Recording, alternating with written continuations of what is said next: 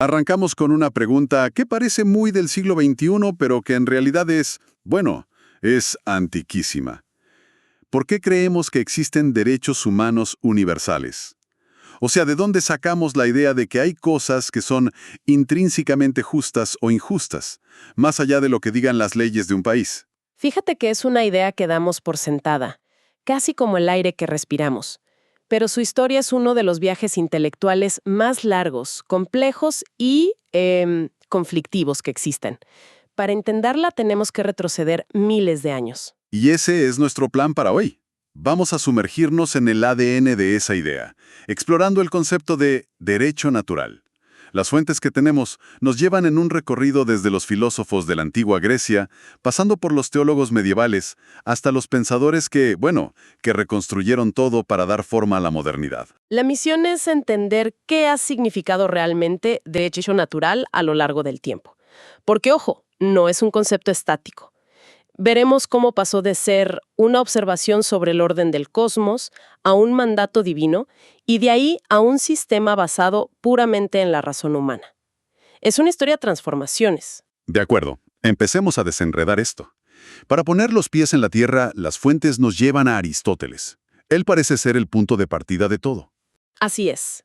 Aristóteles separa el derecho en dos grandes categorías: lo natural y lo legal. Lo natural, dice él, tiene la misma fuerza en todas partes, independientemente de lo que opinemos. Es universal. Lo legal, en cambio, es convencional. Podría ser de otra manera. A ver si lo entiendo con un ejemplo que mencionan las fuentes. Que los autos circulen por la derecha o por la izquierda. Eso es puramente legal, ¿no? Exactamente. Podría ser de cualquier manera. En algunos países es por la izquierda, en la mayoría por la derecha. Pero una vez que la ley lo establece, ya deja de ser indiferente. Claro.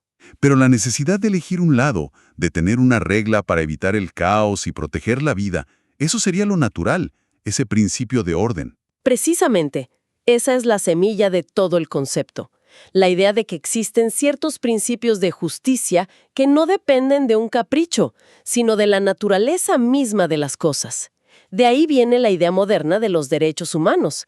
Por eso se dice que las constituciones reconocen derechos, no los crean. Se asume que ya estaban ahí. Esta idea de un orden natural no surgió en un vacío, ¿verdad? Nació en Grecia, en ese momento fascinante en que se pasa del mito a la filosofía. Se deja de atribuir todo a los dioses y se empieza a buscar un logos, un orden racional en el universo. Inevitable. ¿Existe también un orden natural para la conducta humana? Y como en toda buena historia, antes de los héroes aparecen los provocadores. Los sofistas. ¡Ah, los sofistas!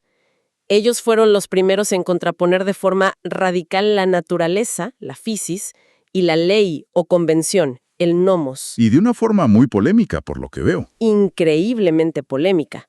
Las fuentes citan a Calícles y su argumento es brutal. Él dice básicamente: miren la naturaleza. El pez grande se come al chico. El león domina. La naturaleza demuestra que lo justo es que el más fuerte domine al más débil. O sea, para él, las leyes que hablan de igualdad son una estafa, una conspiración de los débiles para frenar a los individuos superiores. Exactamente su argumento. Para él, esas leyes son antinaturales. Pero ojo, esto es una distorsión del concepto. Es lo que hoy llamaríamos la falacia naturalista. Intentar derivar un deber ser moral a partir de un simple ser fáctico. Que la violencia exista no significa que deba ser la norma. Pero seamos honestos, esa idea de Calícles no ha desaparecido. Hay gente hoy que diría que el capitalismo salvaje o la geopolítica funciona así. ¿Por qué se equivocaba? Porque confunde una observación de la conducta con la esencia de lo que es ser humano. Y ahí es donde Aristóteles interviene para poner orden. Él aclara que la naturaleza en la que se basa el derecho natural no es la ley de la selva. Es la esencia del ser humano, y esa esencia es la racionalidad. Entiendo. Es una realidad metafísica, no solo empírica. No se trata de cómo nos comportamos a veces, sino de lo que estamos llamados a ser. Y quienes llevan esta idea a su máxima expresión en la antigüedad son los estoicos. Ellos son los primeros en desarrollar una teoría completa de la ley natural. Hablaban de un logos universal, una razón divina que gobierna todo el cosmos, y como los humanos tenemos razón, somos una chispa de ese fuego divino. Entonces, para un estoico, vivir bien es vivir de acuerdo con la razón, en armonía con ese orden cósmico. Exactamente. Y Cicerón, el gran orador romano, es quien difunde estas ideas. Tiene una frase que citan las fuentes que es demoledora. ¿Cuál? Para distinguir la ley buena de la mala, no tenemos más norma que la de la naturaleza. ¡Wow! Eso es un desafío directo a cualquier emperador o senado. Totalmente. Está diciendo que si una ley es injusta, no es realmente una ley, sin importar quién la haya promulgado.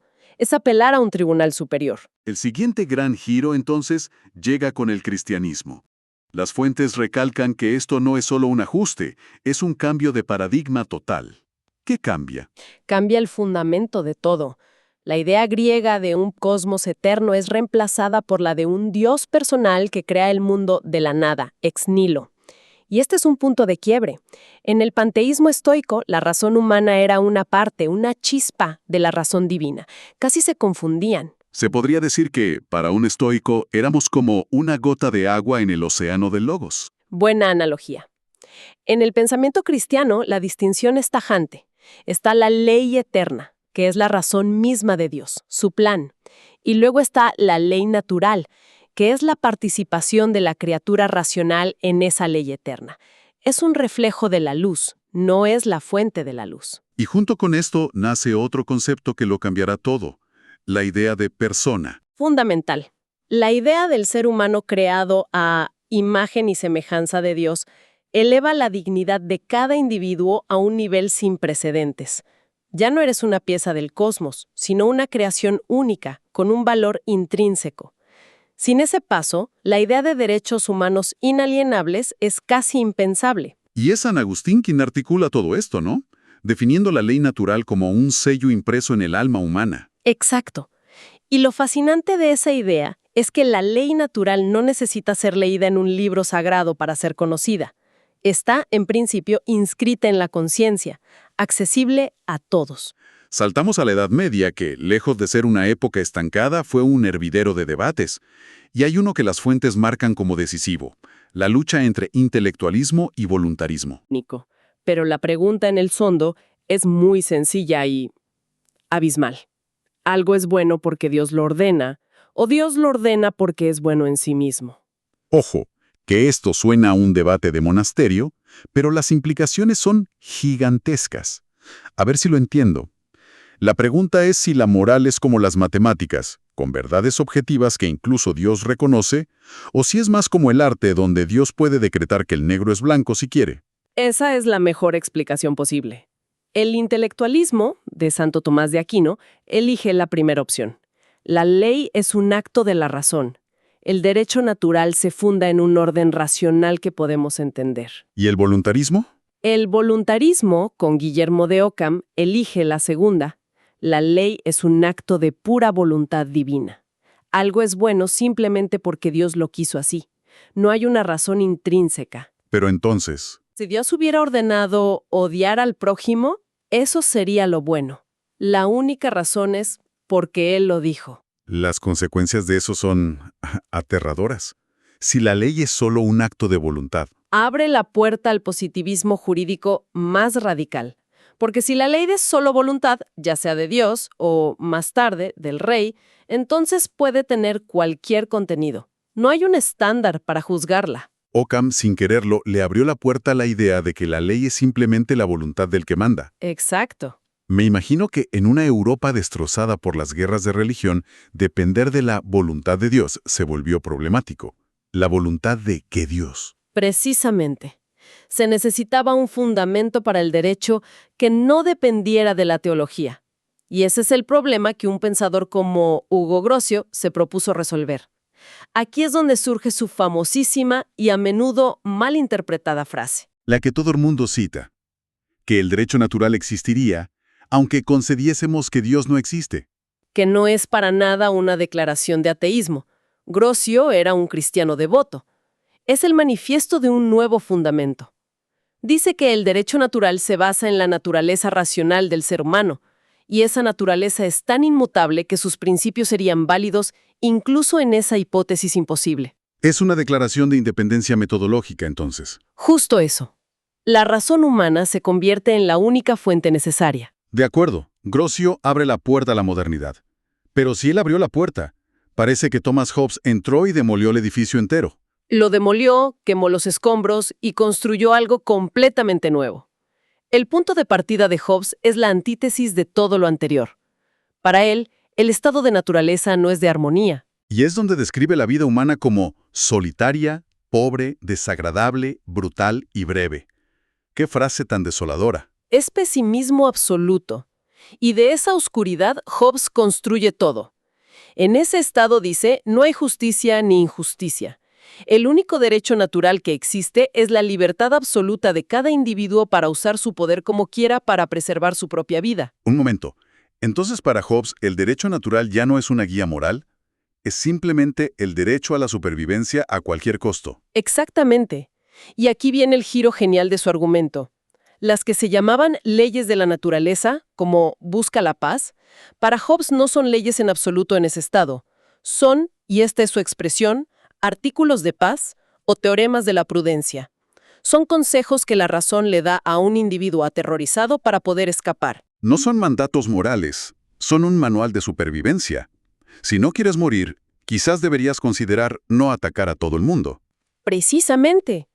La única ley real para Hobbes es la que impone el soberano, el Leviatán, una vez que la gente, por puro miedo, le cede toda su libertad. Las fuentes lo describen perfectamente.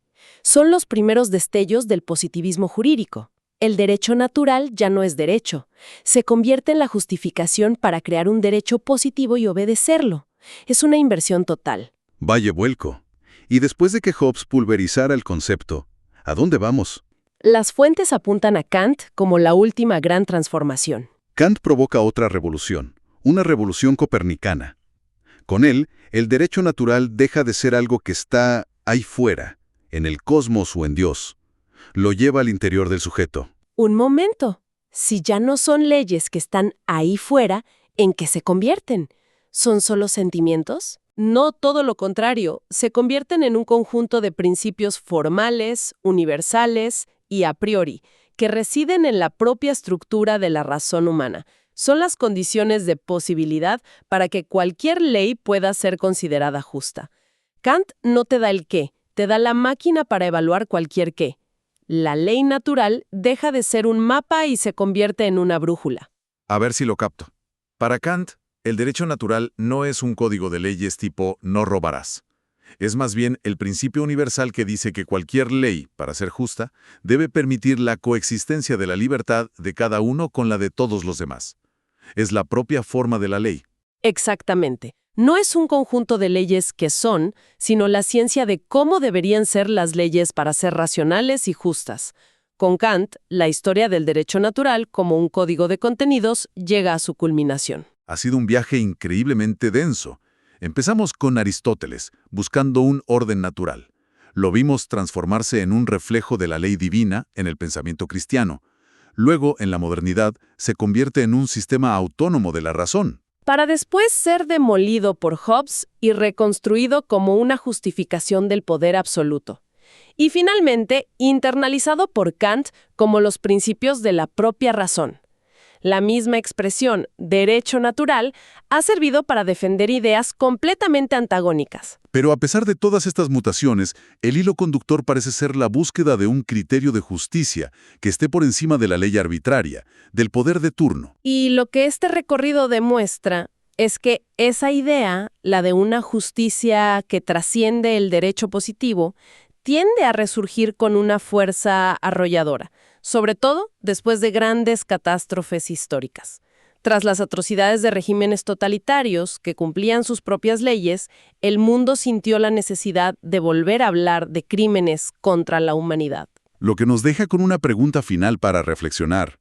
En un mundo globalizado y plural como el nuestro, ¿la búsqueda de un fundamento natural para la justicia sigue siendo una necesidad? ¿O es una idea filosófica que ya pertenece al pasado?